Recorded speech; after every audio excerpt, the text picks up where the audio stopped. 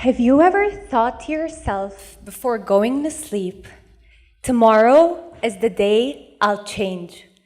Tomorrow is the day I'll get up early in the morning, have a healthy breakfast, go for a morning jog, breathe fresh air. Tomorrow is the day I want to change to who I really want to be, the best version of myself. Well, change doesn't come easy. You have to incorporate certain habits in your life that'll eventually lead to you becoming the best version of yourself. You'll also have to eliminate certain habits that are hindering your path. Well, how long will it take you to form a new habit or get rid of an old? Jadi di sini si presenter mengatakan bahwa pernah gak sih kamu berpikir sebelum tidur besok aku akan berubah. Si presenter bilang begitu. Jadi besok adalah hari dimana aku akan bangun lebih pagi, sarapan sehat, pergi jogging di pagi hari, dan menghirup udara segar. Besok adalah hari di mana aku ingin menjadi versi terbaik dari diriku sendiri. Tapi kenyataannya, perubahan itu tidak mudah. Kamu harus membangun kebiasaan-kebiasaan tertentu dalam hidupmu yang pada akhirnya akan membawamu menjadi versi terbaik dari dirimu sendiri. Kamu juga harus menghilangkan kebiasaan-kebiasaan yang justru menghambat perjalananmu. Lalu sebenarnya berapa lama waktu yang dibutuhkan untuk membentuk kebiasaan baru atau menghilangkan kebiasaan lama? One. Most people will tell you it takes exactly 21 days for a person to form a habit or get rid of an old one. I remember once in high school, one of my teachers told me it takes exactly 21 days for me to form a new habit. And I thought, this is my chance to become a bed maker. I thought that for the next 21 days, instead of getting up every day and yelling, "Mom, please don't forget to make my bed today," I thought I'd do it myself. Day by day, early in the morning, 6 a.m., even on days I was running late, I got up every morning and I made my bed. And I hated every second of it. And by day 22, I opened my eyes and the first thing I did was say, "Mom, please don't forget to make my bed today." I quit. And of course, that was expected. And I thought, okay, maybe I'm just going to be a little bit worse at life than bed makers. Whatever. I do not exaggerate if I say that this 21-day theory is the most famous myth in the world of self-development. Let's dive a little into our theory to understand where the number 21 came from and the reasons for its spread in self-developmental books and courses. Dr. Maxwell Maltz was a plastic surgeon in the 1950s when he began noticing a strange pattern among his patients. For example, in a nose job, Jadi di sini si presenter bilang, dan tentu saja itu memang sudah bisa diduga. Aku bahkan sempat berpikir, mungkin aku memang sedikit lebih buruk dalam hidup dibanding orang-orang yang rajin merapikan tempat tidur. Aku tidak melebih-lebihkan kalau aku bilang bahwa teori 21 hari ini adalah mitos paling terkenal dalam dunia pengembangan diri.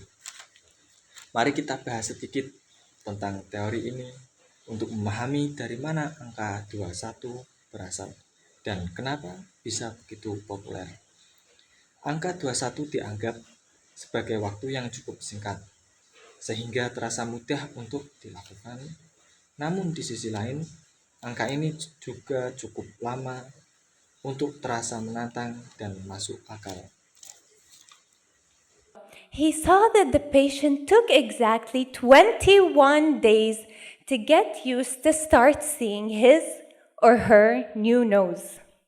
He also noticed that if a patient had an arm or leg amputated, the patient would acknowledge the feeling of their new limb for exactly 21 days before starting to get used to their new condition. Dr. Maltz published his theory in a book that went very famous in that era and sold over 30 million copies. And here, the conflict started brewing. And it made sense why people were starting to believe his theory. Why? Number one, the number 21 is considered a short period of time, and that's also considered a source of temptation, which means something you can do. Number two, the number 21 is also long enough to be believable. A difficult challenge, but not impossible. I mean, who wouldn't love to change their whole life within just 21 days? Wouldn't you love to start waking up early in the morning every day? Wouldn't you love to start cooking healthy recipes? Wouldn't you love to start drinking weird smoothies? And all within less than 1 month? We'd go for it in a heartbeat. So is it true? Can we really change our lives within 21 days? I know that sounds very exciting, but there are actually a few factors you'd have to consider to be able to estimate the time it'll take you to form a new habit or get rid of an old, toxic one. Number one is the complexity of your goal. If I decide to start eating fruit daily, which is considered a simple habit, I'd probably take less time than if I want to acquire a complex athletic skill, like a tennis serve. Number two, behavior consistency affects the speed of acquisition. Me repeating a certain behavior for 3 minutes a day is different than my friend repeating the same behavior for 30 minutes a day. So we want to clear things up. How long will it take us to form a new habit or get rid of an old one? And is there a reliable study that we can depend on? Answer is yes. There is a famous study by the psychologist Philip Lally titled How Are Habits Formed? The study followed 96 people over a period of 12 weeks. Each person chose a new 12-week habit to work on, such as drinking 3 cups of water before lunch or running for 15 minutes after dinner. After 12 weeks, the data was analyzed to determine the time needed to move from the old habit to start subconsciously carrying out the new one. And after 12 weeks, we found that it took approximately 2 to 8 months in order for the task to become a habit, and 66 days to be exact. The difference in time it took to form a habit was largely due to the task itself, the person, and their circumstances, as some were able to form the habit within 18 days, while others took 254 days. So according to psychologist Lally, if you want to know the time required to form a new habit or get rid of an old one, the truth is that you may need 2 to 8 months and not just 21 days. Guys, whether it's 2 months, 3 months, a year, 2 years. It doesn't actually matter how long it takes, as much as it matters that you have to begin with today. And once you begin, make sure to maintain your new habit. Make it part of your schedule. Set reminders. Create a supportive environment. And most importantly, you don't have to be perfect.